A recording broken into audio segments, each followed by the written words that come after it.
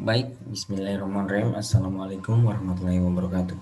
Perkenalkan, nama saya Fauzan Lasar dengan NIM S1S120067.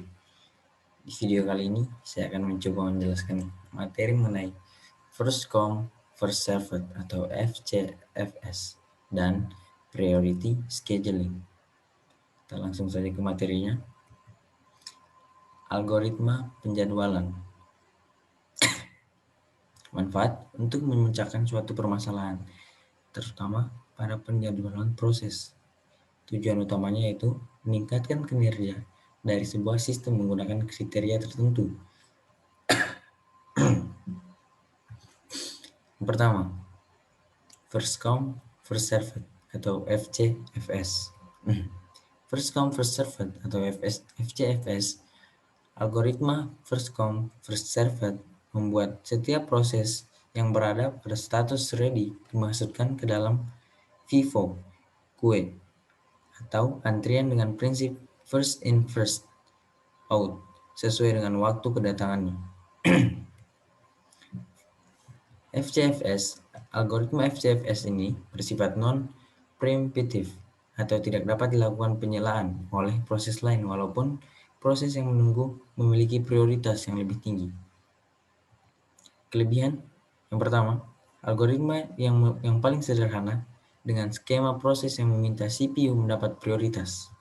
Kekurangannya yaitu yang pertama, waiting time rata-ratanya cukup lama dan terjadinya convoy effect. Analogi FCFS, diketahui ada 3 buah proses dengan burst time P1 sama dengan 24 mili per second, yang P2 sama dengan 3 milisecond, P3 sama dengan 3 milisecond. Hitunglah waiting time dari ketiga proses tersebut dengan menggunakan algoritma FCFS. Dapat kita lihat pada tabel berikut. P1 yaitu 0 sampai 24 milisecond, P2 24 sampai 27 milisecond, yaitu 3 milisecond ya perpindahannya, dan P3 yaitu 27 sampai 30 milisecond. Waiting time untuk P1 adalah 0 milisecond. P1 tidak perlu menunggu. Sedangkan untuk P2 adalah sebesar 24 milisecond menunggu P1 selesai. Dan untuk P3 sebesar 27 milisecond menunggu P1 dan P2 selesai. Lanjut, penerimaan FCFS. Sebelum pemesanan kendaraan, contoh penerapannya untuk FCFS itu kita dapat lihat pada aplikasi Gojek. Jadi, seperti penjelasannya itu seperti berikut. Sebelum pemesanan kendaraan ataupun makanan melalui aplikasi Gojek dikonfirmasi dan dilayani, maka pengguna harus menunggu sesuai waktu yang ditetapkan. Sistem ini menggunakan FCFS, di mana pemesanan pertama akan lebih dulu dikonfirmasi dan dilayani, kemudian pindah ke pemesanan berikutnya dengan durasi menunggu sesuai burst time antrian sebelumnya. Jadi, tidak ada yang namanya prioritas ya. Yang pertama pesan, dia yang pertama dapat. Yang kedua, priority scheduling. Priority scheduling.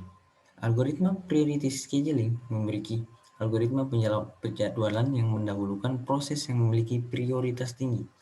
Jadi berbeda dengan FCFS ya. Karakteristik prioritas. Yang pertama, time limit dan akses file. Yang kedua, tingkat kepentingan proses. Yang ketiga, memory requirement. Dan yang keempat, perbandingan antara input atau output burst dengan CPU burst. Priority scheduling dapat dijalankan secara preemptive maupun non-preemptive. Kelebihannya, yang pertama, memenuhi kebijaksanaan yang ingin tercapai kondisi maksimum dari suatu kriteria yang ditetapkan. Kekurangannya itu yang pertama, dapat terjadi indefinite blocking atau starvation, dan yang solusinya dapat dipecahkan dengan aging atau meningkatkan prioritas dari setiap proses yang menunggu dalam antrian secara bertahap. Analogi priority scheduling. Jadi, analoginya seperti berikut. Dapat kita lihat pada tabel priority scheduling. Contohnya seperti ini.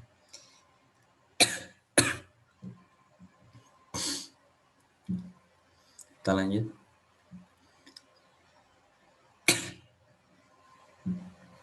Mungkin dapat dijelaskan proses yang pertama, proses P1, P2, P3, dan P4 dengan durasi 6, 8, 7, dan 3.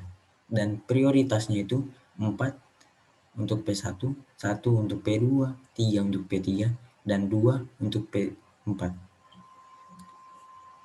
Jadi dikerjakan sesuai dengan prioritas ya. Jadi P2 itu waiting time-nya 0. Jadi yang P2 akan dikerjakan pertama karena durasinya 8 dan prioritasnya. P4 itu waiting time-nya 8 dan seterusnya. Kita lanjut ya. Penerapan priority scheduling dapat kita lihat pada aplikasi KISS atau radio 95.1 FM. Radio swasta ini menggunakan software dengan algoritma penjadwalan priority scheduling, karena dengan melakukan penjadwalan penyiaran iklan berdasarkan pada prioritas dapat mengurangi kerugian biaya yang ditimbulkan karena kesalahan penjadwalan iklan. Baik, sekian dan terima kasih dari saya. Itulah yang dapat saya paparkan mengenai materi tadi. Lebih dan kurangnya mohon dimaafkan. Billahi taufik wal hidayah. Wassalamualaikum warahmatullahi wabarakatuh.